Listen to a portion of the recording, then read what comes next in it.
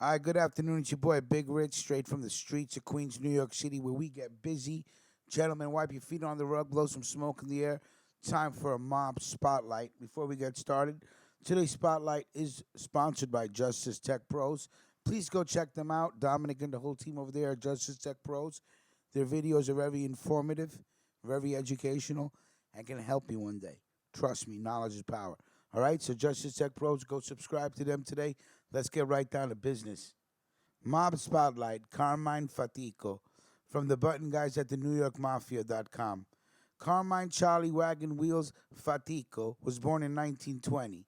He was a longtime Gambino member who became a top Capo di decina, running one of the more gritty crews of the family from a headquarters in the East New York sections of Brooklyn.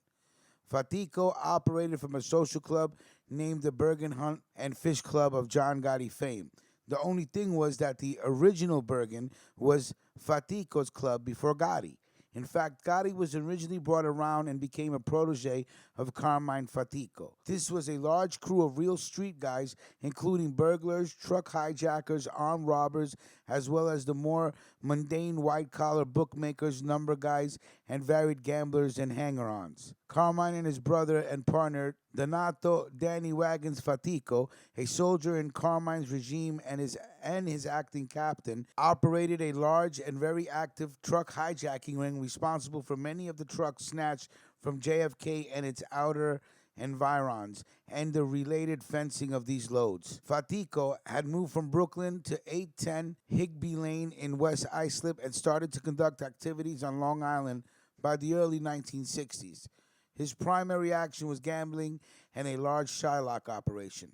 He also pushed into businesses and attempted the strong-arm takeover of a Long Island Painters Union, having a union official beaten in an effort to coerce him into submission. Colombo associate Louis the Mole Mora was a suspect in this assault. By the mid 1960s, he was under intense surveillance by law enforcement and was indicted for the attempted murder of an East Rockaway business owner for complaining about Fatico's theft of over $185,000 in air conditioning equipment from his firm's warehouse. By the early 1970s, he had another indictment related to his loan sharking ring and several extortion counts. A Colombo Gambino associate named Salvatore Sonny Black Montella, a hijacker turned informer, desgraciado, named Fatico as an accomplice. With the extensive heat that accompanied these indictments, Fatico tried backing up a bit, utilizing his brother Danny as a proxy. But Danny, before long, had his own legal headaches.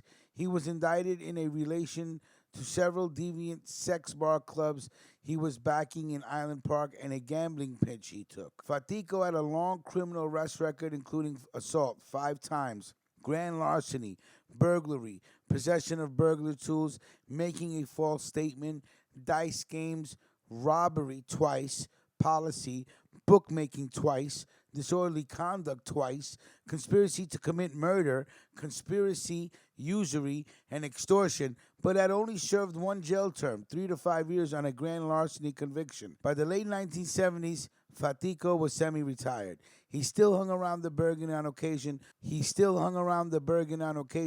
but allowed an up-and-comer John Gotti to assume more and more responsibility from the day-to-day operations of the Fatico crew. All right, so cool little spotlight.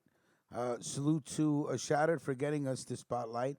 Again, Carmine Fatico, Charlie Wagon Wheels. All right, so salute to everybody. Have a good afternoon. Please remember that today's video was sponsored by Justice Tech Pros. And this is your boy Big Rich signing out. Salute.